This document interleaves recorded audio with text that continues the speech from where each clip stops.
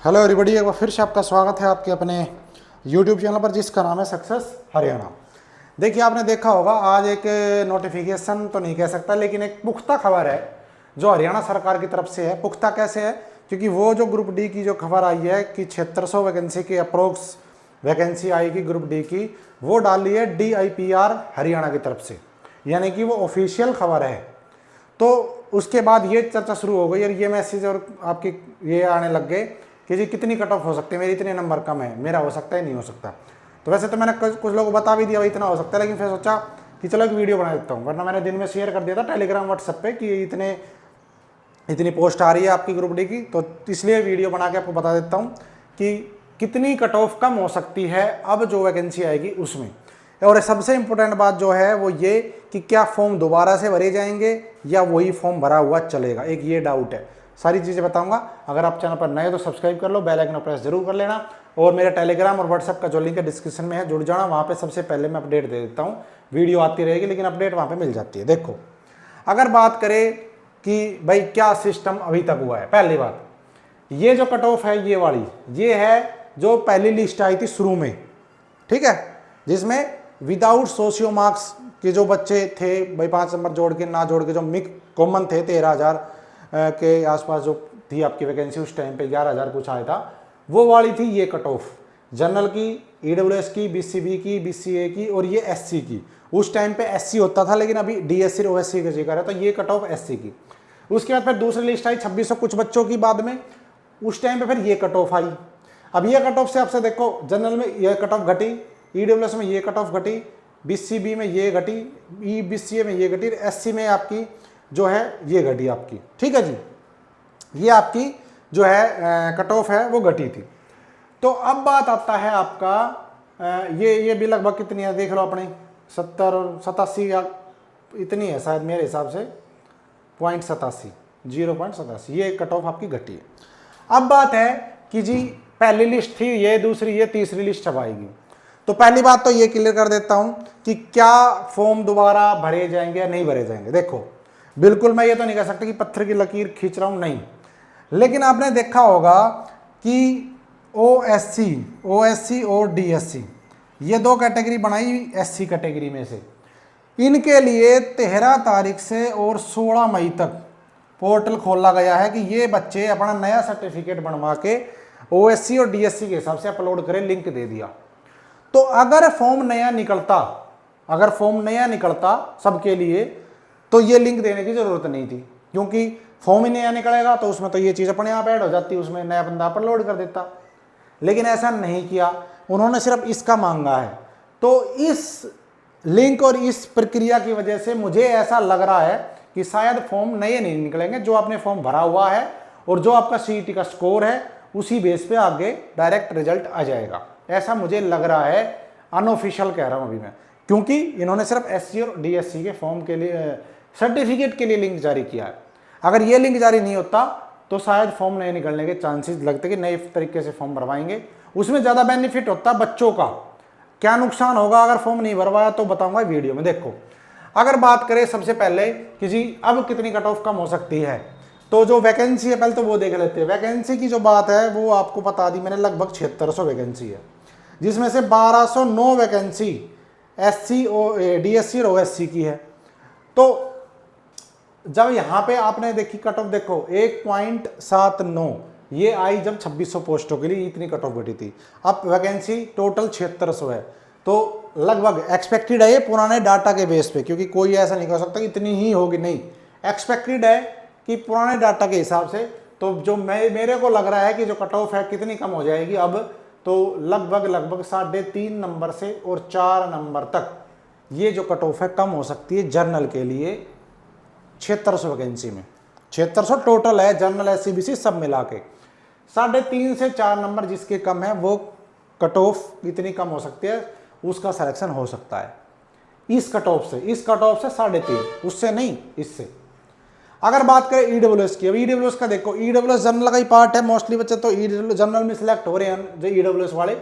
इसकी cut off देखो, जब दूसरी लिस्ट आई थी मात्र 0.11 नाम मात्र कट ऑफ कम हुई थी, लेकिन अब वैकेंसी 7600 है तो जो मेरा आइडिया कहता है वो ये कहता है कि ईडब्ल्यूएस की कट ऑफ है वो 1.5 नंबर से और 2 नंबर तक कम हो सकती है। इस कट ऑफ से लेस कर लो, लेस, इससे, इस वाली कट ऑफ से, ये भी लेस, ठीक है जी, 1.5 से 2 नंबर कम ईडब्ल्यूएस की, ठीक है, इससे ज़्यादा चांसेस नहीं है।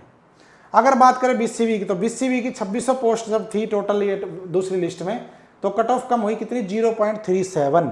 अब वैकेंसी ज़्यादा है तो लगभग आप एनालिसिस करोगे तो ये जो कट ऑफ है वो आपकी 2 से और 2.5 नंबर तक कम हो सकती है बीसीबी की, 2 से 2.5 नंबर।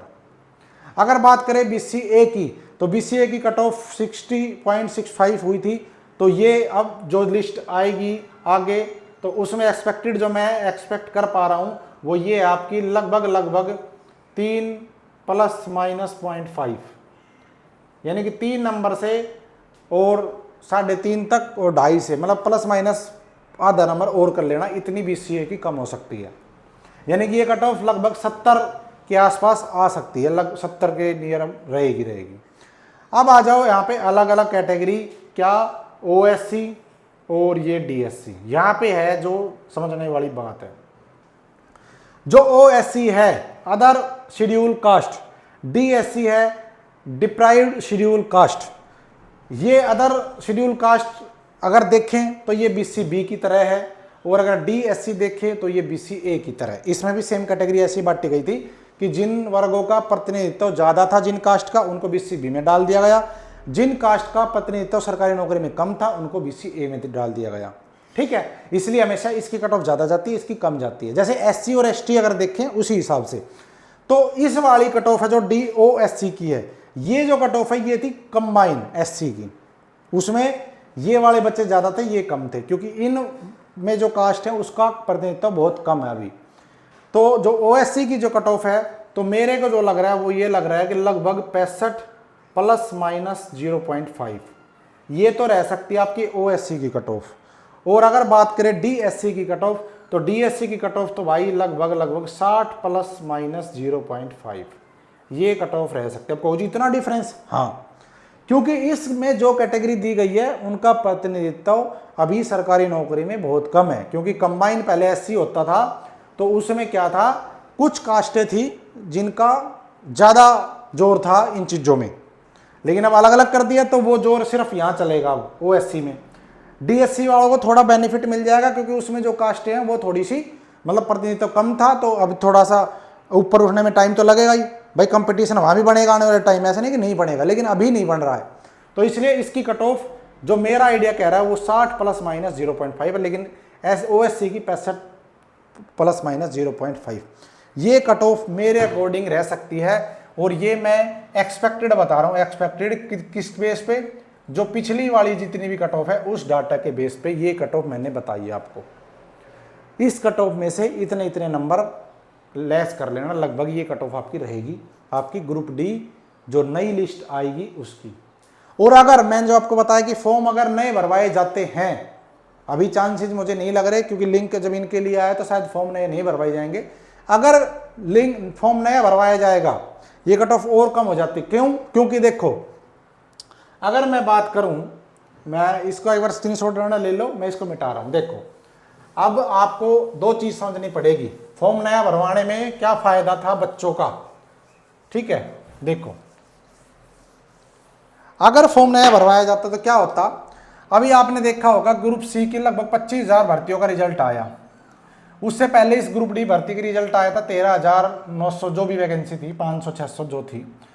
इसमें से जो अखबार में डाटा आया और लगभग वो ठीक ही था कि 8,000 के आसपास जो बच्चे इस भर्ती में लगे थे वो बच्चे इस वाली भर्ती में शिफ्ट हो गए और ये खाली हो गई। जब ही वेटिंग का जोर चला था, वेटिंग लगाओ।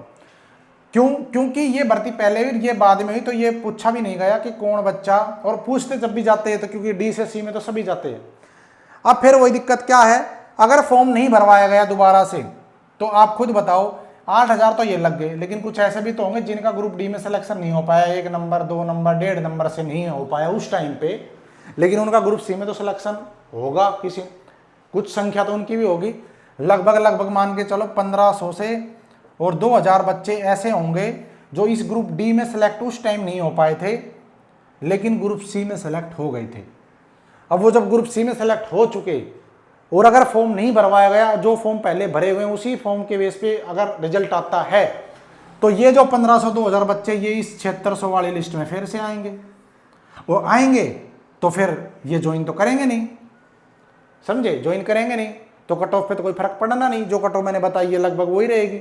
लेकिन अगर फॉर्म नया भरवाया जाता है, नई एडवर्टाइजमेंट निकाल के, तो फिर जो ये बच्चे ग्रुप सी में लग गए वो फिल नहीं करेंगे उस फॉर्म को, तो फिर कट ऑफ और कम से कम 1.5 नंबर कम हो जाएगी।